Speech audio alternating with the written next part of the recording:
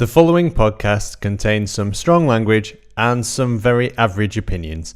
Any references to actual people are wildly inaccurate. It's probably best if you don't listen at all. The Roaring Peacock Podcast.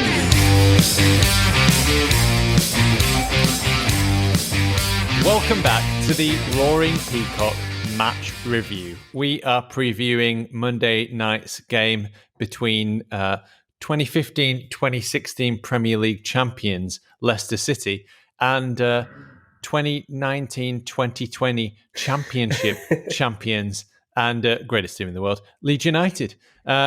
With me so my name's Adonis. You know me as the Adelites on Twitter. And joining me is our resident Riot Badger, Alex. Good afternoon. And from Beyond the 90, the Leicester City podcast, Neel. How you doing, guys? You all right? All good. Fantastic, thanks, mate. We are clearly on our way to win the Premier League at the first time of asking after 16 years. And I guess I couldn't be happier about it. Well, I'd rather you guys than the top six, as I was saying on our show, because I've had enough of the top six and the bias towards them, just generally from the media and from the whole perspective. So, yeah, good on you. Well, it's you guys that have caused all this bigger picture stuff, because how dare you win the Premier League, being outside of this top six, and then, we've got to protect ourselves here. Exactly. Yeah. It's just, well, do you know what? I was saying to Adonis on our show, like, it was a dream that it actually happened. It's just like in the same way that I think Adonis was saying that you guys got Bielsa and the way you've played. It just feels like it's happening to my team. Yeah. It's crazy. That's kind of how it felt all season until about February. Then I was like, actually, this could happen. This lottery ticket could come true. But yeah, it was crazy. I'm glad that you guys are here, and I'm glad that we're here to kind of upset the top six and do something out of the ordinary, because I mean, it's no fun if just Man United win it. Man United win it years. Man City are going to win it, or Liverpool are going to win it. So it opens up the game for everybody, which is good. Yeah. Well, they're not the top six, are they? No, they're not the top six anymore. Scum are 15th for a start. They're not even big. They're not even big six. Leeds are bigger than them. Managed by a PE teacher. No, we're not having. Chelsea, the only reason Chelsea are big is because that Russian oil twat bought them and poured all his oil into it, innit? So they're not big. No, they're decent size, but again, their fan base is funny. But we have got a weird allegiance against them, because ever since we won the league, and that last day where Tottenham completely capitulated, there's been this kind of like there's appreciation between Leicester and Chelsea fans. Every time they come here, we sing "Who Came Third in a Two-Horse Race?" Tottenham Hotspur every single time, which is good fun. Yeah, it was that, wasn't it? Nobody expected Leicester to do what they did. It was great. It was a weird game, that. I was quite enjoying watching Spurs until they started gouging people's eyes out, and but I mean, it was against Chelsea, so no worries. It was weird from our perspective. We were just looking, going, this is great for us, even if Chelsea don't get it. I mean, we had Everton in the next game, and we were feeling confident going into that. But I was like, if you guys get each other sent off, that's fine by us. We just keep messing, because we had Chelsea the next week. So I was like, yep, we're taking all these yellows on what's going on. Tottenham, so it was the perfect storm for everyone. We were just kind of sitting as kind of like the upper class almost, just looking down at everybody, go, yeah, you peasants are all fighting each other, and we're just laughing our heads off. That's good. Well, all that year, it was very intense. I was, we haven't been in the Premier League for a long, long time. And so I watched the Premier League as a side hobby, basically.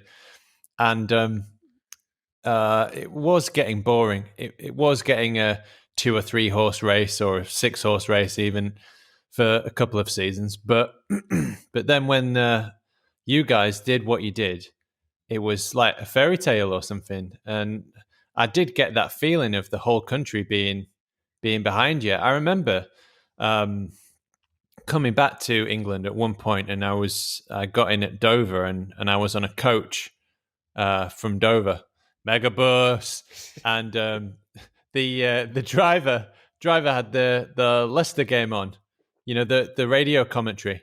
Oh, And wow. yeah, and it just, I mean, even that bus of like 50% foreigners, I felt like wanted Leicester to win. Like, it was just, I don't know, it was a weird time, wasn't it? Yeah, it became everybody's second club, didn't it, in that running? It was great.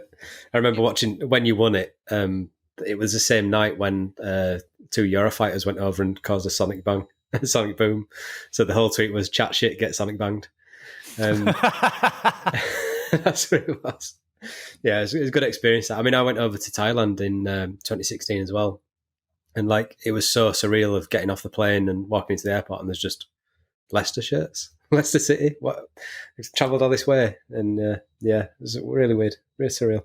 That's one thing actually that's really awesome about our club, because back in 2010 they bought us over. About 10 years, I think we've been with us now, because the last owner was a tax dodger.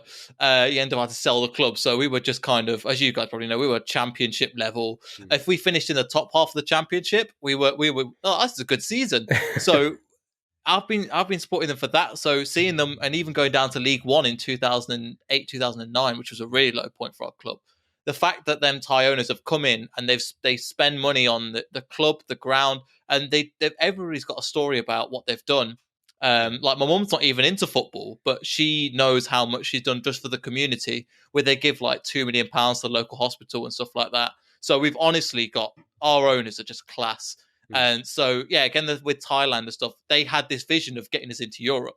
And when we said it, here we go. Another owner's going to come in, pretend like they're going to own the world, drain the resource from the club, and then just piss off after 5 years. Yeah. And they've done anything but, and you just can't give them enough praise. Yeah, that's good. I won't mind an owner with that amount of cash as well, but still, I think we're doing all right. We're doing all right. We usually get to this point where we've praised the opposition. Now we need to start the banter and tell me, how many fucking players have you got out, and give me the juicy good news, Neel. The juicy good news is I'm going to leave now, so thanks for guys. It's a big fun. No, so we have it was, do you know what, we actually got some, so we've got Wilfred and Diddy, who's our main CDM, is really good. He's out for 3 months, so that's good. We've got nice. Charles Yunchu, who's out for 3 months as well, so that's really good. For you guys, we've got Don't Timothy mind if Castagna. I say Yunchu. Yeah, no more Soyuncu. He's actually quite fun to play against. He's a pain in the arse, which is really good for you guys because he's not playing. Then you've got both wingers, got a left wing and a right wing. So we sold Belchua in the summer. We picked up Timothy Castagna, who I think got like a goal and assist in the first 3 games, like a goal and assist each of the games. You did, because I had him in my fantasy team. Yeah, he's cheap buy. I've got him in. I've got to take him out now, but I forgot. And then forgot the Pat played on Friday, so I can't change it for this week. But yeah, so he's out until the end of November, so you're not going to have him. You're not going to have Ricardo, who's one of our best right backs. Johnny Evans so that whole back four, our strongest back four, is not there. So Beautiful. You're going to have Wes Morgan with his, to be fair, he did do okay against Athens, but they were playing on like a pitch near my school. Like the ground was awful quality. They kept complaining. Even Brendan Rodgers was complaining about it. But he will be hit there with his Zimmer frame, ready to go. But he will be, I think he'll be targeted a lot. Who else have we got out injured? Barney is kind of had this injury at the moment where it's kind of he can't play too much. Who else have we got out? The list goes on and on. Who else? God. But basically, our defense, our mainline defense, isn't there anymore. And our main central defender. So it's going to be a tough game for us just to try and defend, come into your Ellen Road and just defend the hell out of it, to be honest. Yeah. I'm liking what you're saying, Neel. I'm liking it. I wish I could say the same thing, but no, it's anything but at the moment. It's not good. It was a lot worse a couple of weeks ago when we had a few more players out, and some of them are starting to go back in. Daniel Amate, another centre back, he's out as well. He was playing all right until he got injured. I'm trying to think if there's anybody else. I think that's everybody for now. But if there's more, To be fair, by the end of the podcast, there might be another one. So I'll let you know. I'll check Twitter, and they'll definitely update me. But the thing is, he's on loan. Like you say with the defending stuff, if that is probably the best way to set up against us, is if you're defending and then hit us on the counter, because we can't play against that. We'll probably get the ball outside your box and we'll try and get a shot away. But Bamford has actually found his left foot now, and he's setting him in from outside the area, which we've never seen. Steady on there, Alex. Imagine when he finds his right foot. Jesus Christ, winning the Ballon d'Or. He did find his right foot early on in the season. Like I tweeted, that's true. I said, "You've got a right foot, use it," and then he knocks one in with the right foot. And I seem to be predicting a lot of Bamford's goals, but not making any betting money out of it. So that's true. God damn it! I was going to say, this is where the sponsor comes in normally, doesn't it? That's it. Yeah, use badgerbet.com. Bet the house.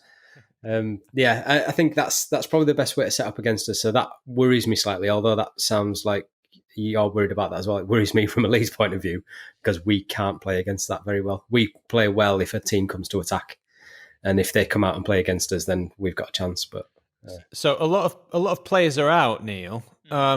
Who is in? What's your predicted lineup? So for what's going to happen is that normally Brendan Rodgers goes man for man. He sees a formation, he plays a team against it. So we saw against Manchester City that he played a different formation, 3 at the back, 3 in midfield, and then 2 people just to hit us on the counter. Whether he'll do the same against Bielsa, we'll have to see, because Brendan Rodgers sometimes gets it right, and he'll sometimes go and do something crazy, like against Arsenal, where he played no out-and-out strikers, 1 winger, 4 central midfielders. But it worked because we neutralised Aubameyang, Lacazette, Pepe. I mean, we will talk about it on our show. They paid 72 mil for him, and he looks terrible. He looks absolutely awful. They just really got rid of the money. So they know what they're doing. Back to your question, who we were going to play in back 4. So we played the back 4 against the AEK Athens recently on Thursday. So we had a back 4 of Wes Morgan, Wesley Fofana, which I'll get onto in a bit. Then we played Christian Fuchs as a left of back 3/back 4. We kept changing formations, and then James Justin. So James Justin is he's an under 21s player. He keeps playing for them. He's really good on the ball, decent positional wise, great going forwards. He's got a decent position defensively as well. For Christian Fuchs, you know what you're getting, but again, he's a bit old now. I don't know if he can last a full 90 minutes, especially playing the last couple of games, and he played 45 minutes in Athens as well. So obviously that's a lot of travelling for him to do, because I think he's getting on for 36 as well. In the midfield, you're going to look at, this is where probably our strength lies. Obviously Vardy up top, if he's fit. If not, Nacho comes into play. And then in the midfield, you're looking at either Mendy, who's looked really awesome, but he's tiny. He's 5'6", but he's very... Basically, we were expecting him to leave by the end of the season. Then Corona hit, that we went, okay, let's try and hold on to some players, because we're just going to lose. We don't have the squad depth. We couldn't get the players in that we thought we could, because Champions League, we thought we were nailed on to get it. And that fell apart. Then all of our transfer went, you haven't got Champions League? All right, we'll see you later then. So we just had to kind of grab onto whatever we could. And turns out that he's been an absolutely brilliant player for us, Mendy. You're probably going to see the likes of Maddison and Yuri Tillemans, who was looking really, really good at the moment. Obviously, Maddison, everybody applauds him. A lot of it is because he's British. Again, he's a really decent player, really talented. And his moments get the goals, and we'll always put him in the squad. However, sometimes he goes missing in a lot of games. Yuri Tillemans is another young player that plays for Belgium, really talented, and can string a ball together. Last year, it was a bit of an issue where he wasn't quite leading the midfield. He was quite passive almost. Now he's starting to have found his form after a year and a half and go, right, I know my position in the team. Let me get the ball, whip it out to the wings. So you're going to play maybe Iosi Perez on that right-hand side, who's, again, if he's going to play on the right, you guys are going to have a field day. He's not very good on the right-hand side. You've got probably Harvey Barnes is going to play on that left-hand side, who's looking really decent this season. And then probably Jamie Vardy up top. So if we go player for player for you, we might go 4-1-4-1 with the emphasis of we're going to try and put a man on each of the players, or we're going to play 3 at the back, similarly to the Man City game, if we're going to use a similar tactics to what you're saying. So I don't know how Brendan Rodgers is going to play this one, but we have got multiple formations how to play a game. So it will be an interesting. I'm looking forward to it for the formation because it seems to change every single game. However, there'll come a time where this won't work. Hopefully it's not against Leeds because with what's happened, it's going to be quite tired in people's legs, especially since playing in Greece on Thursday. Yeah, that's what's playing into our hands. I think fitness-wise, we've had quite a long time to recover, where you guys won't have done. So that hopefully will bear out. I think it's one of them things, like we've always said on this podcast, if we score first, we're with probably 90% chance of winning. It's one of them things where if we don't score first and we're chasing the game, that's when I worry. But yeah, hopefully we can get one in first. Yeah, 100%. I mean, your defense sounds like a fucking shambles.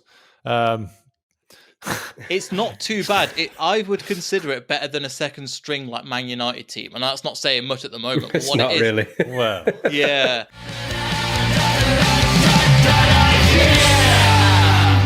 God. But what it is, it's just that we have the strength and depth, but we've got a quality. Every year we lose a big player. One of them. So since we won the Premier League, we lost Kante, Drinkwater, Mahrez, Maguire. Then went. Chilwell went this year. These are all main 11 players for us and players that I think the Premier League kind of knows. So the other teams, especially in the Premier League, snip and go, right, we'll pay the money, get them to us. And every time we've recruited somebody different in that position. So Soyuncu was bought in when Mourinho wanted Maguire at Man United. And Soyuncu stayed with a year. He was terrible at first. When he started playing, it was like, I can't play FIFA. So I just play, and if I'm not got the ball, I spam square, and he's always on his backside, like everybody is. That's kind of how Soyuncu used to play. Right. Going into challenges, getting red cards, giving away penalties. We've gone, why did we spend £22 million on this guy? What the hell have we done? Fast forward a year time, he's had a year with the squad. He knows how to play. He knows what he needs to do with his formation, and the next year he moves on to the next level, and it's incredible. So we're looking at. If you're looking at a play to target, sorry, you were saying? He's out. Soyuncu. He's out. Yes, he is. So in place of him, sorry, I'm going on a little bit now. No, that's okay. You were just talking about how good Soyuncu was, and I just wanted to remind everybody who's wearing a white rose on their shirts that this guy who you're bigging up is not going to be playing. Yep, which is well, the issue is that we was out for 3 months. We're like, great, so we're going to have to play a 19-year-old that we've bought from Saint-Etienne. We spent big money on him, with the reports between 30 and 36 million pounds. This is Fofana. This is Fofana, yeah. So we were thinking, oh God, here we go. He's quite strong in the air. He's only played 3 games for us. Them 3 games being Aston Villa, which he did do very, very well. Arsenal, which they didn't look threatening, but partly because he was very, very good defensively, and then Athens, which wasn't too much of a test. So he's very good in the air. He's probably going to be the guy that's on Bamford the entire time because Wes Morgan doesn't have any pace. He's a good player and a good leader, but especially now in the Premier League, you need pace to survive. And he was called as a backup option. We're having to rely on all of our backup options at the moment defensively. James Justin and Fuchs will be decent as well. Fuchs is kind of the experienced older head, no pace. And James Justin, the same thing. He's played maybe about 30 games now. Decent enough player, but his replacement, he's the second fiddle down if Ricardo or Castagna gets injured, or both. That's what we've got at the moment. So I'm liking what I'm hearing. I'm liking what I'm hearing, Alex. I'm liking it. We've done it. We've done it. It's fine. Just give us 3 points now. Yeah. Well, the thing is, I think these fullbacks are not going to be able to cope with Harrison and Costa and Poveda and Rodrigo and Rafinha. And then when Costa gets tired and Rafinha comes on. Yeah. Dear. I've never been this. It all depends. It's all gonna. The crux will be who scores first, as it always is. But is. if we score first, I would start to worry if I were you, Neel. Potentially, but I'm so used to Leicester going from behind and picking something up. So going behind, I think at the beginning of the season, that's kind of what we did. Yeah. They would concede against us, and then we'd like, right, we're going to hit them on the. It kind of slaps us around the face a little bit because we tend to start a bit slow. So if my advice to Bielsa, if he's listening, hit them quick and hard early, then it will kind of slap Leicester into gear. Maybe they'll come out and play, but we tend to always come out second half a much better team than the first. He definitely is listening. He's a big fan of the podcast, 100%. Yeah, it's his favourite podcast. He put a review, just bueno, 5 stars. Should put that in your bio on Twitter. That's it, yeah. Marcelo Bielsa's favourite podcast. Asterisk. His face with a thumb like this. Definitely not a lie. Nobody lies on the internet. It's fine. I think for me, it'll be good to watch and see the improvement of Leeds, because I was at the last game that we played.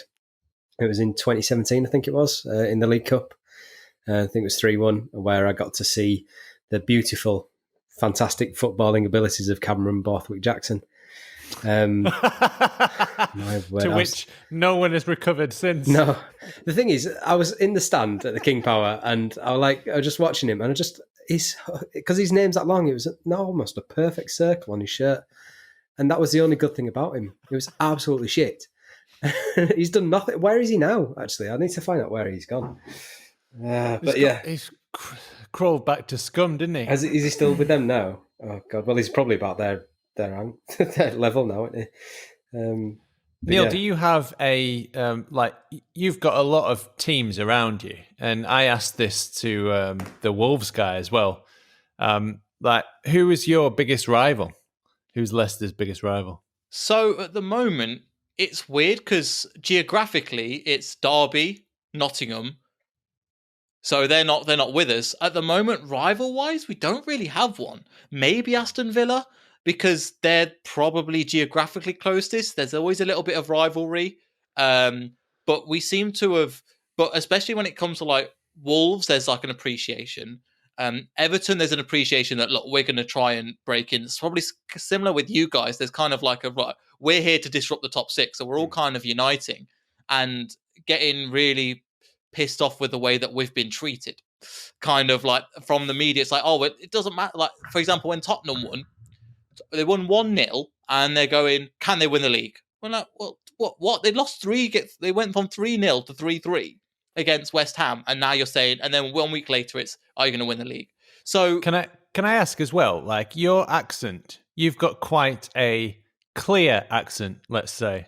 And we've had a Wolves guy on, we've had a Villa guy, and they all sound a bit like this. Yeah, there's a difference between the East Midlands and the West Midlands. Let's say that. Definitely, there is definitely an accent. I thought, I was like, because in Leicester I'm considered speaking posh, quote unquote. Right. Okay. Went and lived in London for 2 years, and they were like, no, you're not, because I say things like glass and past and castle, and they think that's hilarious because they've got no concept of Leicester, Leeds, and Liverpool. Kind of anything with an L is just together. So anything above Luton is considered Scotland. There's kind of like a little bit, and then it's just Scotland. So you're up there with the rest of them. That's so. I mean, anything south of Sheffield's France to me. So yeah, that's true. I was waiting for a tube once. I can't remember where I was, maybe Waterloo or something. And I shit you not, there was a guy who was on the phone, and he was going, yeah, but I just have to talk to my financial advisor. And I was like, looking at him like, I was thinking, fucking hell, people actually talk like that. Yeah. It's not just like 1950s black and white movies and shit. Like, it's fucking technical right in front of my eyes. I saw people that actually, Jacob Rees-Mogg, not him, but like the kind of person you only see on the front of Monopoly, and they speak like that as well. You're thinking, my God, these people, because around here, people like, there's not as much class system. It's just kind of like, you've got the people that live in the shire, but we live more in the city. So you don't really have as much divide, but you go there and you think, wow, there is like another level of just things that I didn't even exist. And it kind of brings you out your bubble, but you're thinking, wow, you guys have no idea. Absolutely no idea. Well, I've been in London. People I used to work with were like, oh, you'll like it in London. It's really diverse. I had that about 6-7 times. And I'm like, can you not see this face? Like this is how, like, there is other people that are from other cultures anywhere else in the UK. Yeah. But it just in their eyes, it's just like, oh well, you've come here, you'll be accepted. I'm like, no, I feel more. It's arguably it was more racist in London. It's way more racist in London than it did in Leicester. Yeah, they don't see that diversity exists outside of London, does it? Outside of the M25, you're just all racists. Outside of the M25. Yeah. You got no electricity, no mobile phone. We go to the water well every once in a while and top up. But we do get telegraphs about the football results. It's fine. Teletext. We're still on teletext. Oh, God, yeah. It's just about, as well, just bringing it up. Like, why would you bring that up? Yes. Yeah, it's just strange because I just was like, and this was from a black guy as well. And I'm like, come on, man. You realise there's other black people that are just not in London at one time. But yeah, it's just one of those things where you go down to London, you realise, oh, this is a different universe. Oh, yeah. They live in their own little bubble where you don't leave, you don't actually know. It's like, when I said I was from Leicester, they were like, okay, where's that then? I went because to them, Midlands doesn't exist. Right. It's just this area that is like next to, what's it called? Next to the Shire from Lord of the Rings. So Hobbiton. Yeah, so it's near New Zealand. Right. So it's just made up. So I was like, the Midlands, they go, okay, what's that? And it's just Middle like, Earth. hang on, have you heard of Birmingham? Yeah, okay, I'm from near Birmingham. Okay. That'll do. Okay, you know Mordor? Yeah. Just east of there. Yeah, when I went to work in London, I didn't soften my accent in any way. Yeah. Nobody could understand a word I was saying. Really? It was a nice defence mechanism, but I could never get served in a bar. Really? Can I have Coke, please? Carlin? No, Coke. Coke, no. Coca-Cola. For fuck's sake. No, we can't legally serve that. No. You say that, but I think a lot of times as well, I've bumped into international people go, I can't understand what the Cockney, like this guy's saying. And it sounds like he's Cockney. Yeah. So he's like, he's got such a strong Cockney accent that they haven't got a clue what he's saying. Yeah. Where's this guy from? Yeah. I was like, he's an immigrant like me, right? No. He's from West Ham. Oh, right. Okay. Where's that then? Near the Midlands. Slovenia somewhere? Now I better be the responsible host here and bring it back to the football. We can stop London bashing now. So it usually comes to about the point of the podcast where we've heard about Leeds and we've heard about the opposition, which in this case is Leicester. Now, Neel, I've been on your pod, which is Beyond the 90, and ironically, when we do these, I was talking a lot about Leeds on your pod, and you obviously talk a lot about Leicester on ours because we and our one listener don't know much about Leicester, and I assume that you and your thousands of listeners don't know that much about Leeds. So, given that, we do a little game of match prediction. I can tell you that Alex is not doing that great. Yeah. So last match preview, Alex, you predicted a 1-1 draw. What a knobhead. I mean, how could you get any further away from that? You did predict that Bamford would score there. Yeah. I'm tempted to give you a point for that. Please, because I'll be relegated otherwise from a league that's got no relegation. Okay, and the Villa guy was after having won 4 on the bounce, he was very confident. He thought Watkins was going to score 2 goals and Barkley won. He thought Villa were going to beat us 3-1.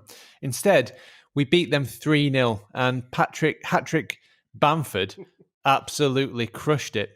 So, Neel, I'll come to you first. What is your prediction for Monday night's game? I think it'll be a 1-1, to be perfectly honest with you. We're going to be tired from travelling, as I said before, to Greece and coming back from that to home and then travelling up to Leeds and stuff. The team aren't actually going to train that much. It does help they're playing on a Monday night rather than playing on a Saturday or a Sunday like it would normally be. So I think it will be a 1-1, to be honest. There's not a lot that we're going to... it's going to be a lot that's going to happen in the game. I think it'll be really interesting because there's been a lot of hype around Bielsa. Obviously, you guys understand that firsthand, but I've not really seen too much. So it'll be the first time seeing a full 90 minutes of the team, how well Bielsa can do. Brendan Rodgers is looking quite sharp this season. Last season, he was looking a little bit, we weren't too sure, especially after January, what tactics he was doing. And he dragged the players into the ground because he just basically out-tired them. But I think overall, it'll be a 1-1 we're going to win. 1-1 we're going to draw. That would be an interesting 1-1 win. So maybe we'll just give you an own goal, then we score technically 2 goals, so we win. No, I think Jamie Vardy will get on the score sheet. That's kind of that's like saying the sky's blue. It's a bit obvious for us because everything goes through him. But I think a 1-1 at your ground would be a good result for us. And I think it would lead us in the right direction because we're a bit up and down at the moment. So I think at 1-1, it'll be our first draw of the season to just to stabilize us a little bit, because especially with all the injuries, we just kind of need to, that beginning, that epic, I think it was on Spider-Man 1 where he's holding the train like this. That's kind of what our team's doing physically at the moment. Just kind of like just clenching on, kind of like, okay, if we just hold it on for a little bit longer, we'll be okay. Then hopefully some of our players will return from injury. Right. Cool. I don't remember Tobey Maguire doing that. There's a meme of it. I keep using it on our Facebook group. It's because it's really funny. Of just kind of like, he's trying to keep the train together and stop it with all the webs. So he's kind of like, there's no Spider-Man in our team, I don't think. So I think I'm going to go for... What do I do now? I'm tempted to go 2-0 Leeds, but I think Vardy's too efficient for him not to score. I mean, I think we looked in with 10 shots and 7 goals. So that's unreal. So I'm going to go 2-1 Leeds with Vardy scoring for Leicester. And I think Bamgod. And I think we'll see a Rafinha score for his first Rafinha.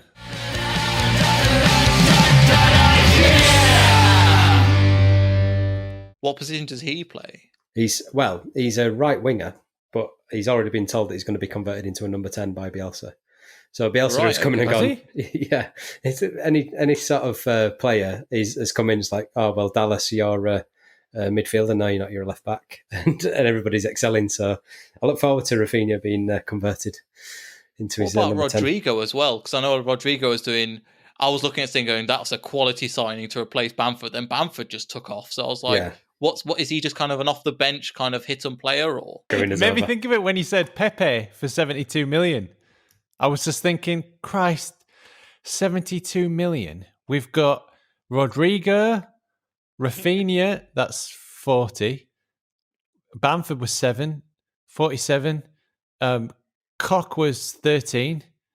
That's 60. And then, God, we got another 10 players at least for the extra 10 million.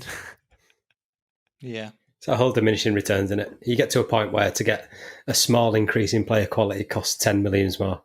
And that's just what happens. We've got a sweet spot, I think, with our guys at the minute.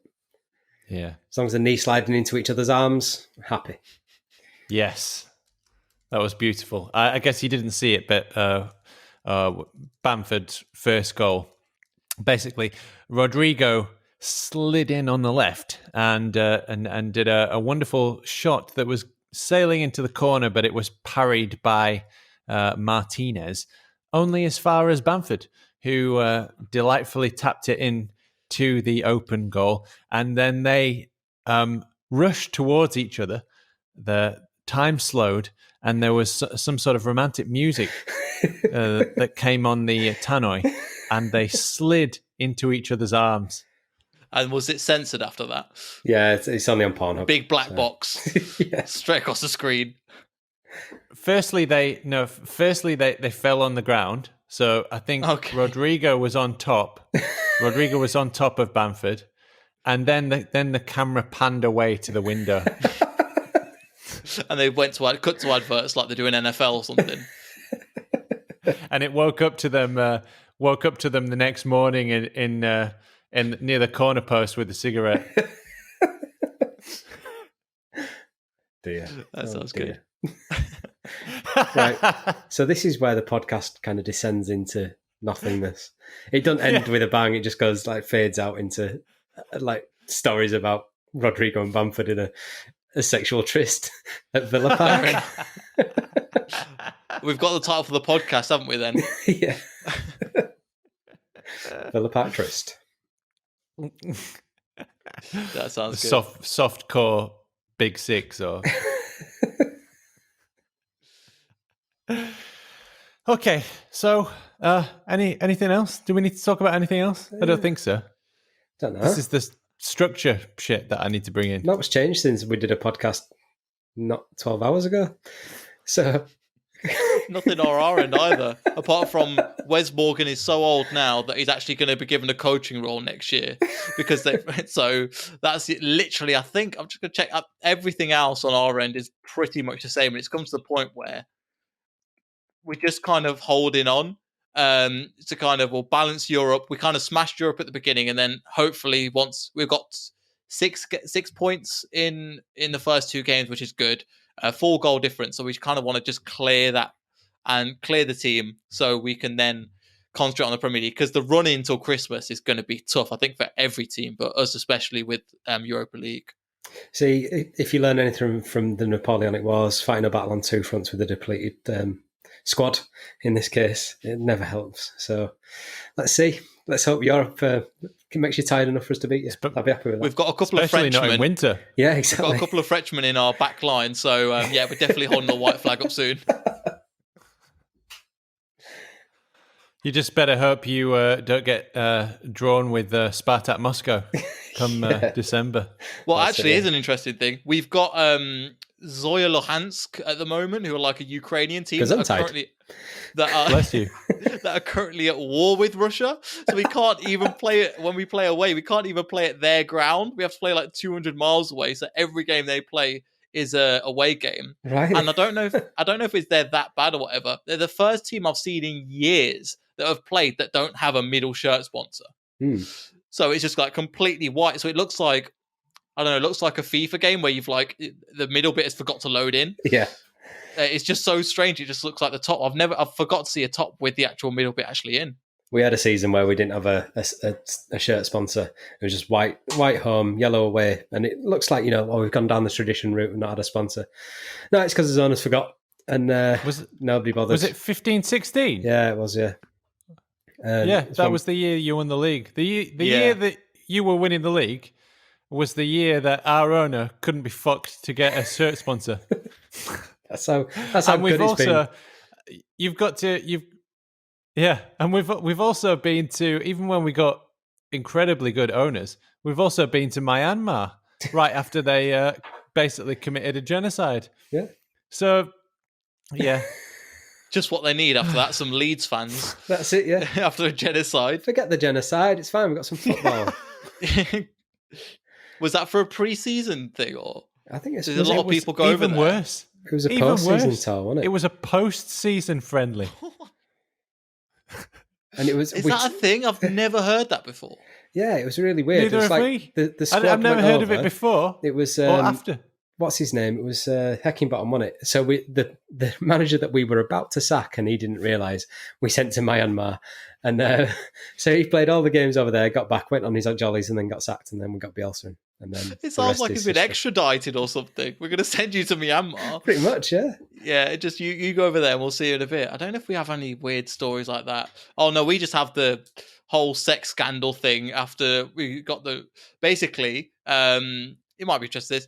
After we survived the first season, which is by the skin of our, well, not by the skin of our teeth, but we call it like why have I forgot the name? Interested in a sex scandal? You don't know the half of it, Neel. It's a good job that my camera is pointed away from my waist. The Great Escape at the moment. And then after that season, basically Nigel Pearson's son was in the under-23s, and his son was caught in like a Thai sex scandal where he recorded himself when where they got a couple of prostitutes doing certain things, and the club said, you pick your son or you pick the club. Like and he picked his son, which he kind of respects, but you're like, fair enough, but he'll have to move on. So we just thought after that, right, well, we're going to crap because we got Claudio Ranieri. Right. Okay. He managed, he managed Chelsea 1400 years ago, and he recently managed Greece, who lost to the Faroe Islands. We went, right, well, it's been fun, Premier League. We've had our story. Now we're going to go. Literally, that's how. And also, we had this guy called Esteban Cambiasso, who we had from a year from Inter Milan. He was coming towards the end, but he's like won the World Cup and all sorts of like, oh, brilliant. And he refused to sign a new contract and then went, I think, to Olympiacos instead for some reason. So again, we were looking at the beginning of the season going, this isn't looking good. We'll see you later. So I don't know. It's a constant. Probably the Leeds fans are the same. It's nothing ever goes smoothly with Leicester. We either do things really well. So even a 1-1, it's like that's strange because it's just going to be a normal game. But we can't do things. You had something with Rebecca Vardy as well, didn't you? What happened with that? Wasn't it Rooney's wife and Rebecca Vardy? Do you know what? I actually don't know, but what I do know is that Vardy thrives on the opposition crowd. He's a proper scum. He is so good because he's like they're shouting abuse at him, and he will put a goal past them and run over to the away fans, cup his ears, and go, "What have you guys got now?" Yeah. And it's as a fan of the club, it's something that you go, "Oh, this is brilliant." Even the match against Arsenal, right? You know, normally if you go, right, you're going to come on. Vardy just doesn't do things normally. Obviously, last year winning the Golden Boot was like incredible, but even before Arsenal, because he didn't come on until like 60-odd minutes, somebody came off and he goes, right, Vardy, you're on. Apparently from the BBC commentators, he nicked a can of Red Bull, did a couple of put his hands behind his legs, ran on, then scored. Like there is his pre-workout is literally just Red Bull. Yeah, it's brilliant because it keeps him going and it works. But I think he's brilliant because he's so refreshing that everybody's like, oh no, we've got to be in tip-top conditions. Like, right, give me a Red Bull and get me on the pitch and I'll put it in the back of the net. He's like one of them players, that everybody hates at five-a-side. But med well. He's done well and got to a Premier League winning team. But yeah, he still looks and acts like that bloke at five-a-side. Yeah. Like last year, I think he came in a Spider-Man costume just to piss people off. I would be amazed if he doesn't go to Red Bull Salzburg for a pretty fun sponsorship deal. Yeah. Give me some free Red Bull and I'll be there. Oh, there's a narrative that we've missed about the game on Monday. It's Cash Michael again, isn't it? That's true. Oh, yes. You're all right. Your dad's a cunt. And that's why he left. At the end of the chant. But apparently he said when somebody came asking for him, he just went, yeah, I'm out. Apparently on Twitter he's got, do you miss time at Leeds? He just goes, no, full stop. Yeah, it's a shame. We might have given him a bit of shit. We might have. We might have given him some shit. That's true. But when you come north, that's what you get. And, you need to weather that. I went on a Leeds United fans forum and I asked for some contributions. If anybody wanted to contribute to this project in one of its earlier guises. And I got about 80 people telling me to fuck off, you cunt. And where were you when we were shit? Yeah. And just fuck off. So you have to put up with that from Leeds fans. Yeah, that's fair enough. We've had that. Well, the year we won the league, obviously it was so special. But towards the end of the season, we started having ex-Leicester players come back. Emil Heskey, like Muncie is it, Neil Lennon, and the area that was behind them were turning around the screen and then chanting, "Where were yous when Weeds was crap?" Loud at this crowd, and they had to kind of cut it after a while and go to another segment because they were just going, "Well, yeah, we were here. Where were you when we were rubbish? Now that we're winning the league, everybody knows about us now." So it is funny how many fans that you get just from your Leeds fans. Do you interact with, obviously with Twitter and that, a lot of international fans from Leeds? We did with France. We've got a lot of international fans We have since probably the 70s because of when we were dominating Europe a little bit then for that brief period. But we've got all them fans have been set up, and then generationally you've got younger fans that are. My dad was a Leeds fan, so I'm a Leeds fan. So Norway, we've got a lot of fans over there. There's supporters clubs everywhere, and you can throw a stone in any European country and you'll hit a Leeds United supporters club at some point. But going back to your thing about the where were you when we were shit, the best ever reply I've ever heard from Leeds fans was the South Stand were singing that to a section of our stadium, which was normally reserved for away fans, never had any season tickets in. And then when we started doing well, they sold season tickets in this corner that's called the Cheese Wedge because it's yellow. So the South Stand were singing, where were you when we were shit? So the Cheese Wedge responded, where were you when we were milk? Which is the best response ever. The wit is just brilliant. Well done. That's pretty cool. Pretty cool. To answer all those people, Australia. All of them? All the cheese wedges are in Australia? That's where I was. Yeah. I was in Australia. Yeah. I moved there when I was 16. So, right, fair enough. To That's avoid Leeds? We were that bad? Christ. No, I've been stuck here. Lived in a van for a while on tour, but that's the only time I've spent time away from watching Leeds. But then, other than that, yeah, I've always been here. Fair enough. No, I didn't grow up with football. Well, my family's not really big into it. It was more through school and stuff, and then like going to see games. And again, just going back to what you were saying, kind of where we were crap. Like we had the opportunity to go down to the King Power and do some like interviews with some of the ex-players. And again, we asked a load of people on Twitter, or we just asked open forum. I've got these players coming, all these legendary players. Which one do you want to ask to what question?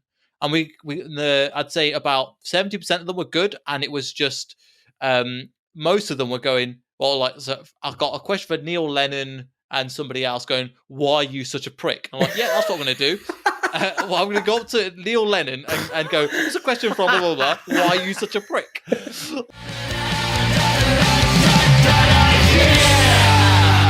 Like, that's not going to look good. But you just get people like, you've got an opportunity to ask your question, and we're like relatively still a small channel.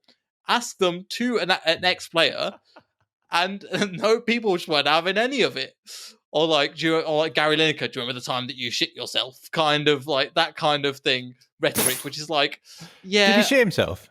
Yeah, against England, apparently. I was quite young at the time. I think it was a bit before my time, but he shit himself during a England game. Really? I mean, you could see it. Do you know what? I think it was a bit before my time, but that's something that I think they sing about Linekar here. Or Definitely like before my time. He shot himself.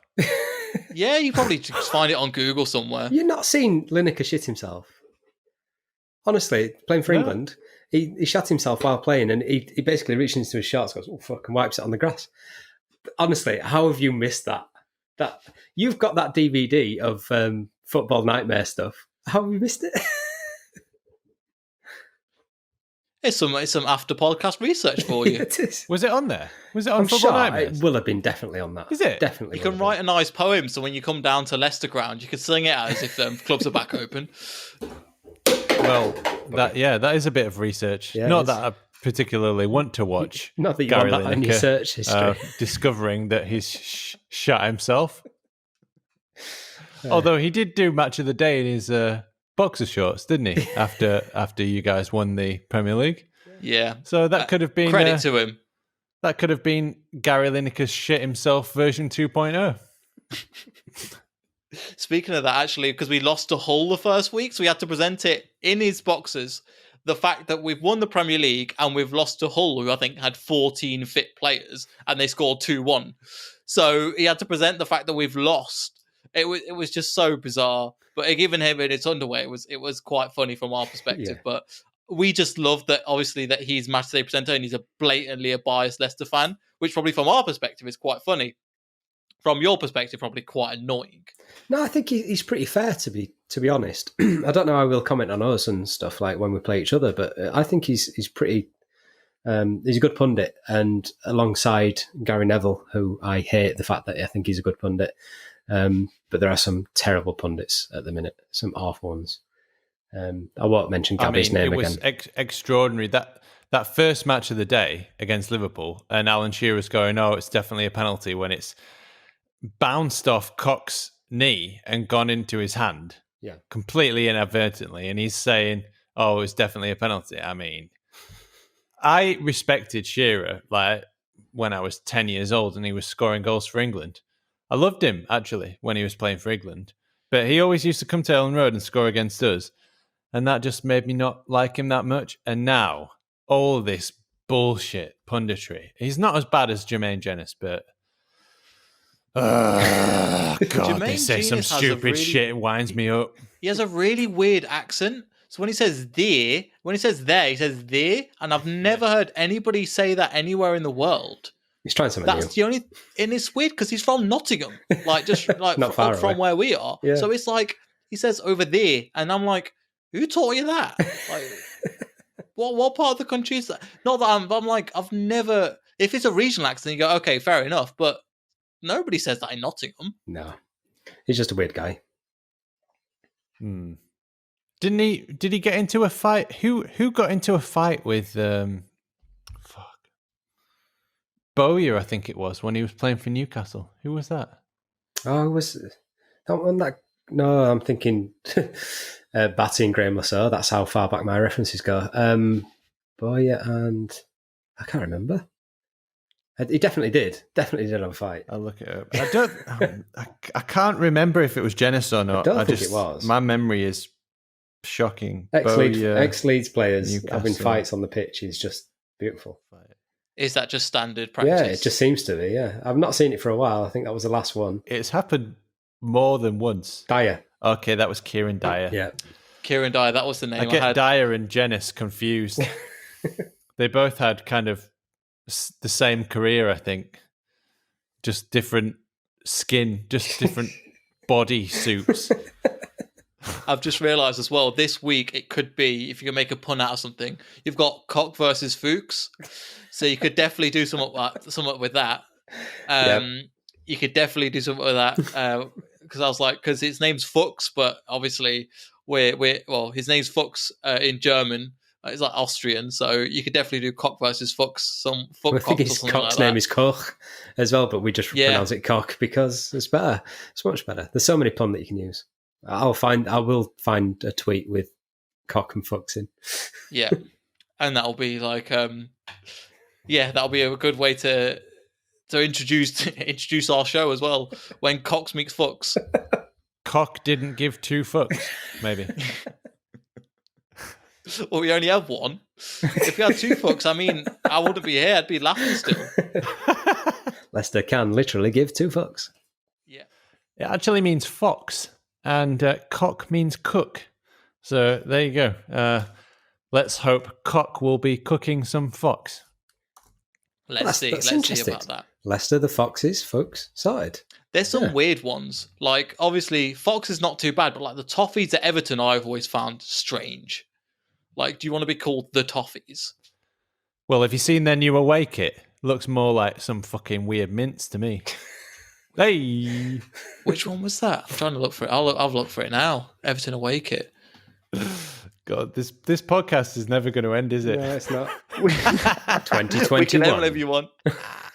Also, I've realised that you're wearing like bluish kit and I'm wearing the white kit as like almost like respect for each other's clubs.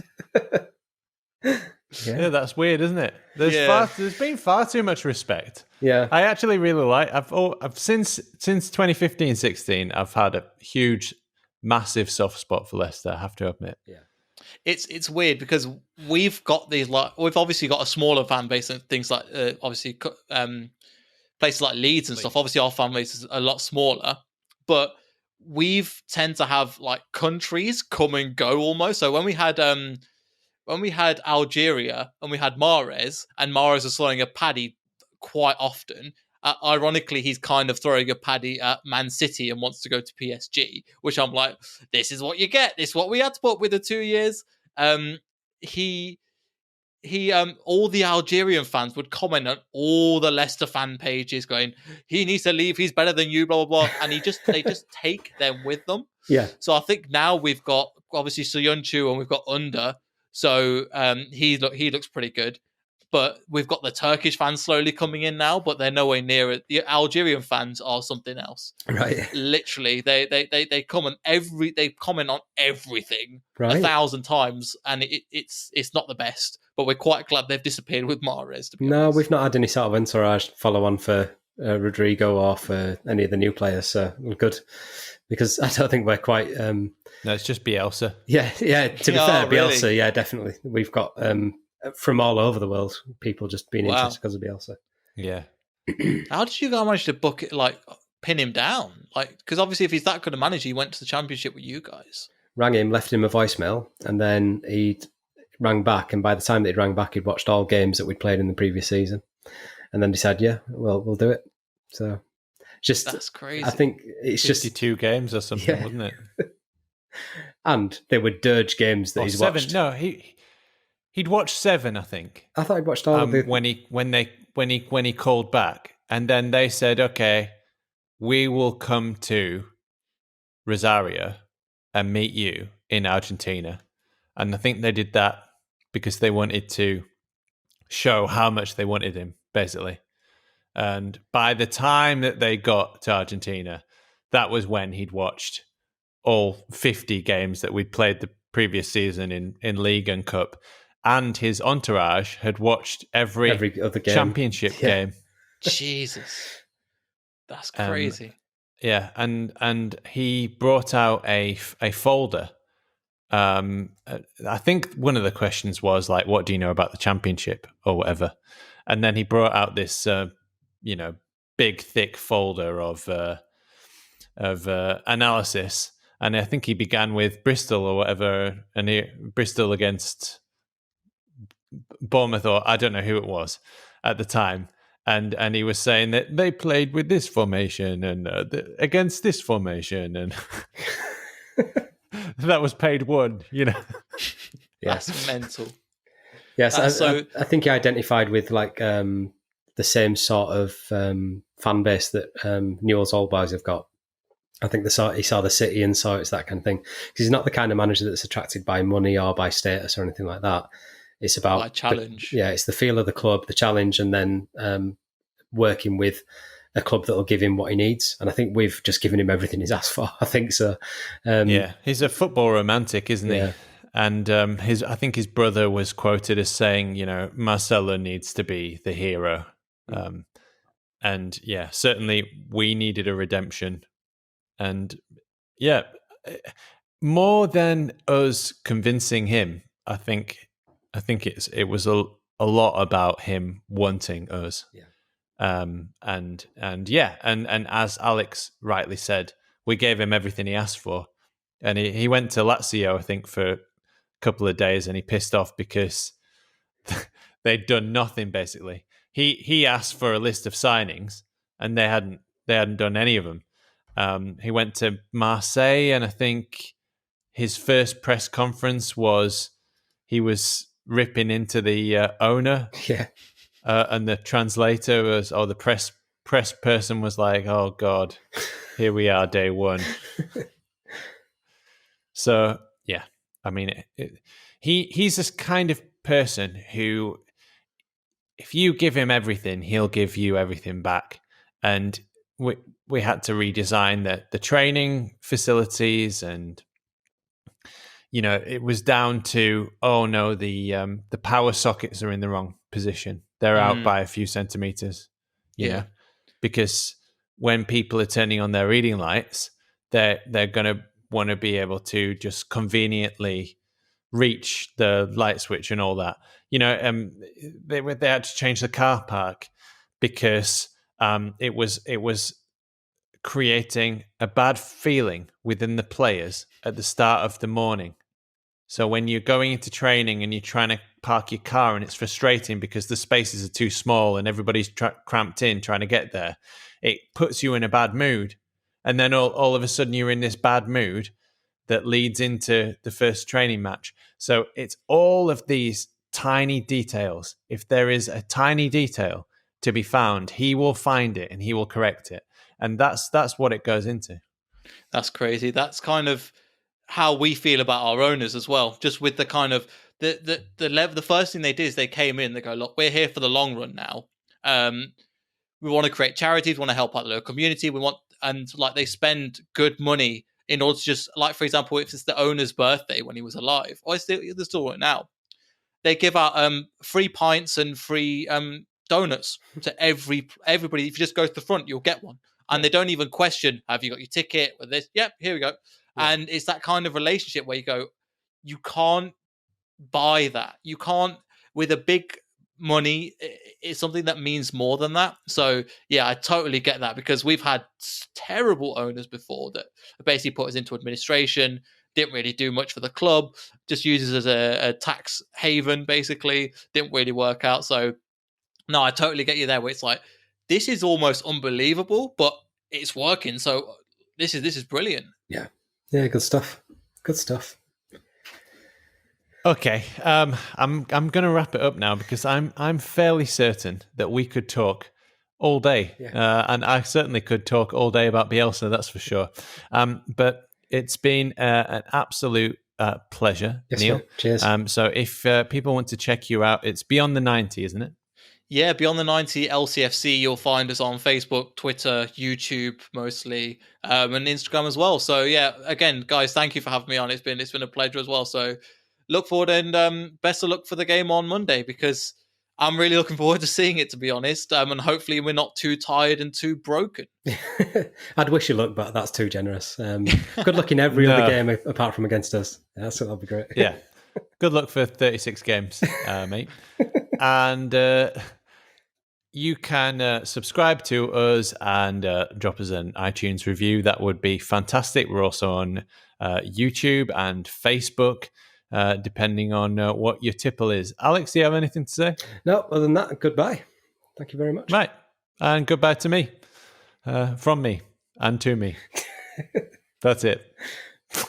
Most of our stats come from LUFC Stats or LUFC Data on Twitter. You should probably give them a follow, as they're more interesting than us. A very special thanks to Adam Elliot, Adam Warner, Barney, Stuart, Cookie, Ed McIntyre, Ewan and Howard, Metcalf, Josh Pearson, Laura, Leon and Rob, The Light Show, and all our family and friends.